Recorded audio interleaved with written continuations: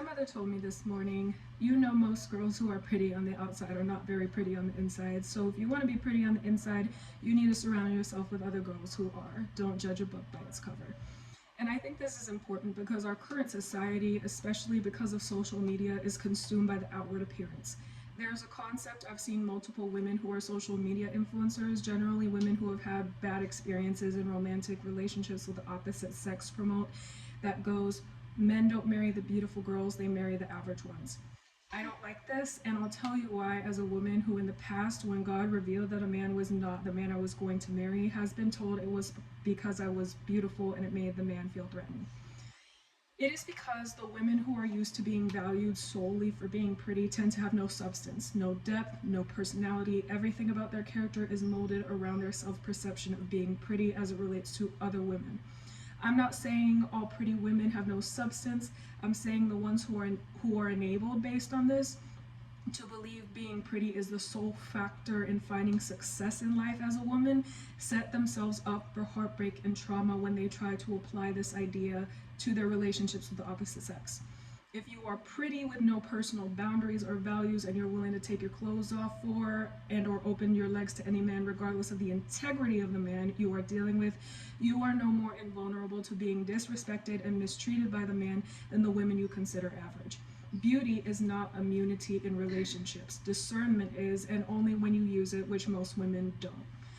When God would reveal a man I was interested in was not the man I was going to marry, and my female friends and even older women told me it's because you're beautiful and he feels threatened by how beautiful you are, this enabled me to cycle. Hence, I would get an ego trip whenever a man I was in the talking stage with thought I was pretty and take him ultimately not committing to me as a compliment because I believe based on what I was told by other women that the only reason a man was not committing was because I was too pretty. However, there came a point where the Holy Spirit prompted me to take an inventory of the women I personally respected the most and ask myself if this was the mentality those women I respected lived by. The answer was generally no. God told me to make a list of the women I respected the most, and he impressed me to make a distinction between the women I coveted the most and those whom I respected the most, because the superficial qualities I coveted in other women were for the most part not the same as the qualities I respected in other women because they align with my personal values. Once I completed this list of women I respected the most, God told me, take note of what qualities all these women have in common. For me personally, what came up was 1, they're not frivolous. 2, they are well-read and well-spoken. 3, they are all physically beautiful. And 4, they all dress elegantly, femininely, mostly modestly, and have good fashion sense. So for me personally, beauty was on the list, but it was not the only quality, and it was not the first one I took notice of. On my personal list, though, I won't share names in this video, included women who were authors, life coaches, and one was a law graduate. Women who were more or less established in their callings. Most of them were also happily married women. Who were the women telling me when I experienced disillusionment, he didn't commit to you because you were beautiful and he felt threatened? To be transparent, they were mostly single mothers, women who had become embittered by their personal lack of romantic success. I share that specifically because I had to consider, what do I want from my life as a woman? My personal desire and dream since I was an adolescent has been to be a homemaker and to have a homestead where I care for my spouse, our children, and homeschool the kids.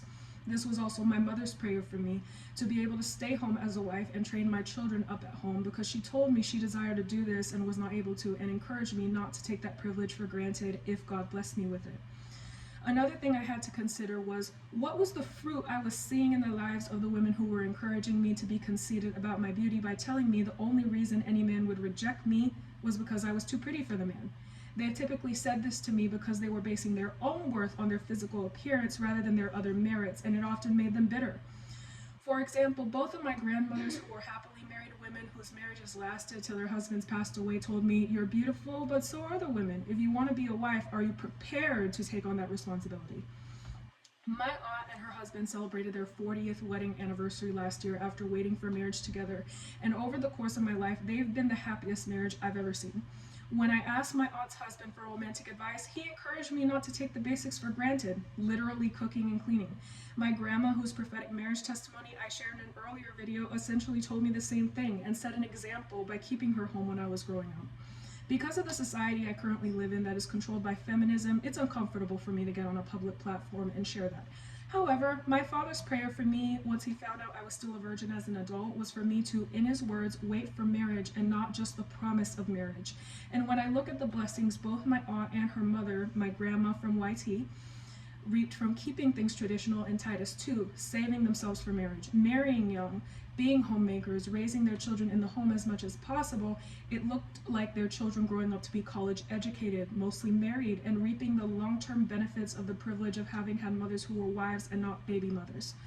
But to be blunt, it takes humility to accept that as a woman, in order to reap the blessing of a humble abode with a happy nuclear family, your looks as a woman are not what get you that.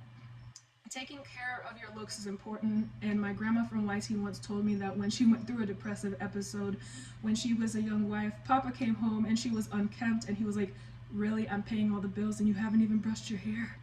So I'm not saying beauty doesn't matter, but beauty is not an elixir when it comes to finding and keeping a godly relationship that ends in kingdom marriage. It's your purity, because if you're promiscuous, you normalize instability in relationships as a wife and mother, which sets your children up to think instability is normal when they reach the age of relationships. And it's your self-control, because your self-control as a woman is a sign of good boundaries.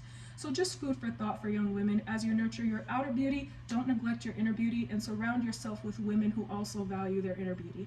I pray this video reaches whomever God intends it to. God bless and take care.